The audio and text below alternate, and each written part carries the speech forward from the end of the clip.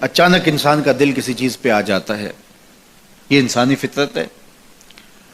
تو اس پہ پکڑ نہیں ہے۔ صوفیہ کہتے ہیں کہ تمہارا دل اتنا صاف ہو کہ تمہارے دل میں یہ بات بھی نہ آئے، غنا تمہیں نصیب ہو جائے، لیکن اس کے باوجود ہم بشر ہیں، کمزور ہیں، تو کسی شخص کے پاس کوئی چیز دیکھی اور للچا گیا دل اس کی طرف، اور پھر اس کو حاصل کرنے کے لیے کوشش میں، تردد میں لگ گیا، دل میں خیال بھی آتے ہیں، وسوسے بھی آتے ہیں، اور ایسی ایسی خواہشات جنم لیتی ہیں کہ انسان خود اپنے پہ ہنستا ہے، لیکن ایسی خواہشات جس کی اتباع میں چل پڑا، جس کی خواہش میں چل پڑا، تو یہ ہلاک کر دینے والی چیز ہے۔ آرزو کا پیدا ہو جانا، حتیٰ کہ آرزو تو آرزو رہی، وسوسے کے پیدا ہو جانے پر بھی پکڑ نہیں ہے اگر اس کی اتباع نہ کی جائے۔ صحابہ نے حضور سے عرض کیا، حضور ہمیں ایسے وسوسے آتے ہیں کہ اگر ہم بیان کر دیں تو قتل کر دیے جائیں، اتنا غلیظ خیال بعض اوقات انسان کے دل کی تختی پہ آتا ہے، دماغ کی سکرین پہ ابھرتا ہے۔ تو فرمایا کہ تم کیا کرتے ہو؟ تو انہوں نے کہا کہ ہم اس کو جھٹکنے کی کوشش کرتے ہیں، جب اس طرح کا کوئی خیال آتا ہے تو بندہ اس کو جھٹکتا ہے، دور کرتا ہے، اور بندہ خوف زدہ ہوتا ہے اور اللہ کی پناہ میں آتا ہے، اور اس کی ایک حالت ہوتی ہے۔ تو اس حالت کا انہوں نے ذکر کیا کہ ہم تو پھر یہ کرتے ہیں، تو فرمایا کہ ذالک صریح الایمان، یہ تمہارے واضح ایمان کی علامت ہے کہ اس وسوسے کے بعد جو تمہاری طبیعت میں بے چینی اور بیزاری پیدا ہوئی، اور اس کو دھکیلنے کے لیے، اس کو خیال سے ہٹانے کے لیے، اس کو تصورات سے دور کرنے کے لیے جو تم نے کوشش کی، یہ تمہارا ایمان تھا جو کھڑا ہوا، اور تم اس سے بچنے کی کوشش کرتے ہو، تو یہ تمہارے ایمان کی علامت ہے۔ تو خالی وسوسہ اگر کتنا ہی غلیظ کیوں نہ ہو، اگر اس وسوسے کو خیال کا حصہ بنا کے اس سوچ کو لذت کا سبب نہ بنا لیا جائے، حتیٰ کہ غیر محرم کے اوپر آپ کی نظر پڑ گئی، تو فرمایا النظرۃ الاولی لک والثانیۃ علیک،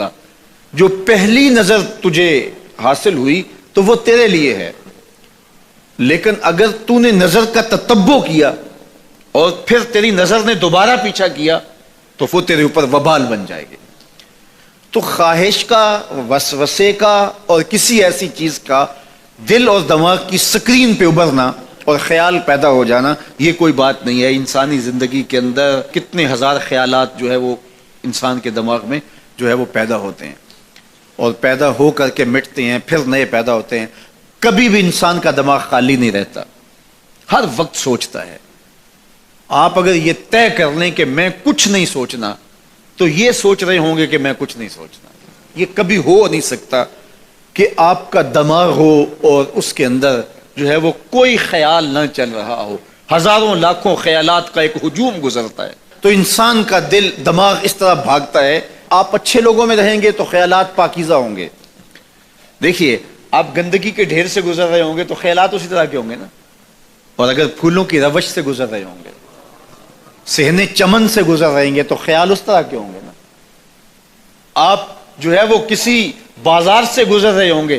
تو خیال اس طرح کے ہوں گے، اور مدینے کی گلی سے گزر رہے ہوں گے تو پھر خیال اسی طرح کے ہوں گے نا۔ اس وقت آپ کے خیالوں کی دنیا کسی اور جہاں میں آباد ہے، اس لیے کہ آپ رسول اللہ کا فرمان سن رہے ہیں، لیکن اگر آپ کے سامنے کو گویا غزل گا رہا ہو تو پھر خیال کی وادیوں میں بھٹک کے کہیں آپ اور کھڑے ہوں گے۔ اب بات حضور کے فرامین کی ہو رہی ہے تو تصور پھر گنبد خضرا کے مکی کا ہی ہوگا نا، تصور تو پھر شہر حبیب کا ہی ہوگا۔ لیکن اگر آپ باتیں دوسری جانب کی کر رہے ہو تو تصور پھر ادھر جاتا ہے، اور اسی لیے ہمارے علماء نے کہا کہ گانے کی طرز پہ نعت نہیں پڑھنی چاہیے، اس لیے کہ گانے کی جو معروف طرز ہوگی، جب اس طرز پہ نعت پڑھی جائے گی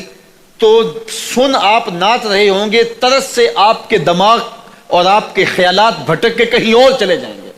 اس لیے یہ گوارا ہی نہیں ہے کہ ذکر رسول اللہ کا اور خیال کہیں اور جا رہا ہو، خیال آوارہ ہو اور بھٹک رہا ہو۔ جب تذکرہ حضور کا ہو رہا ہو تو خیال بھی گنبد خضرا کے مکی کا ہی ہونا چاہیے۔ تو یہ بات ذہن میں رکھیے گا کہ یہ انسانی زندگی کے اندر انسان کا خیال بھی بھٹکتا ہے، سوچیں بھی بھٹکتی ہیں، دل میں بھی کئی کچھ آتا ہے، لیکن پکڑ اور گرفت اس وقت ہوتی ہے جب انسان اس خیال پہ اپنے آپ کو اس راہ پہ ڈال دیتا ہے. لالچ کا پیدا ہونا بھی شریعت میں ماخوذ نہیں ہے. وہ تمہارے لیے